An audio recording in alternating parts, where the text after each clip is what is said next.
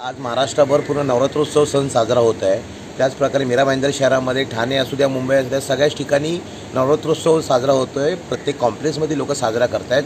पण आज JP north garden city म्हणून मीरा भाईंदरमध्ये एक सोसायटी आहे।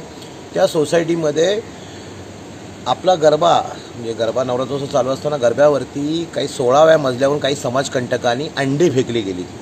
ही गोष्ट मला काही लोकांचे फोन आलेत, सोसायटीच्या काही लोकांचे फोन आलेत, काही लोकांनी मंत्री महोदय इथले स्थानिक आमदार प्रताप सरनाईक साहेबांना फोन केलेत की अशी घटना JP नॉर्थ गार्डन सिटीला घडले। साहेबांचा मला फोन आला सरनाईक साहेबांचा की असं तिकडे घटना घडले, तुम्ही लोक तिकडे पोचा जावा, काय झाले ते मला सगळं परिस्थिती सांगा। मी साहेबांना साहेब मी ऑलरेडी पोचतोय आणि मी गेलो होतो तर तिथे बघितलं तर अक्षरशः अंड्याचे कवच खाली पडले होते। काही समाजकंटक आहेत तिथे, त्या लोकांनी त्या गरब्यावरती सरळ अंडे टोमॅटो फेकले होते। विशेष म्हणजे पोलीस तिथे होते, पोलीसच्या बंदोबस्तामध्ये त्यांनी ही डेअरिंग केली। तर त्यानंतर मी पोलिसांना सांगितलं, ACP साहेबांना फोन केला, मी सिनियर साहेबांना फोन केला की साहेब म्हणलं जे काय घडले सगळ्या पोलिसांच्या समोर घडलेलं आहे तर त्यांच्यावरती कारवाई करा। तर साहेब बोलले ठीक आहे कारवाई करू, आम्हाला इन्व्हिटेशन सगळ्या गोष्टी आहेत त्या सगळी बघू द्या। म्हणलं साहेबांना म्हटलं साहेब जोपर्यंत तुम्ही कारवाई करत नाही तोपर्यंत आम्ही शिवसैनिक हलणार नाही आणि तुम्ही कारवाई करा, त्याच्यानंतर आम्ही लोक इथून जाणार।